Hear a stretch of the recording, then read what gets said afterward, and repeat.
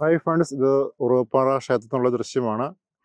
നമ്മൾ ഈവനിങ്ങിൽ 6:30 സമയമായി. ഈ സമയത്ത് നമ്മൾ സൂര്യാസ്തമയം കഴിഞ്ഞപ്പോഴുള്ള ആ ഒരു ചക്രവാളത്തിൻ്റെ ദൃശ്യം നമുക്ക് വളരെ ഭംഗിയായിട്ട് കാണാം കേട്ടോ. നല്ല രസമാണ്. നല്ലൊരു ഓറഞ്ച് കളർ, നല്ലൊരു ഓറഞ്ച് കളറുള്ള ഒരു ചക്രവാളമാണ്. നല്ല ഭംഗിയായിട്ട് ഫീൽ ചെയ്യുന്നു കേട്ടോ. ഇതിങ്ങനെ അങ്ങേറ്റം വരെ നല്ല മനോഹരമായിട്ട് കാണാം കേട്ടോ.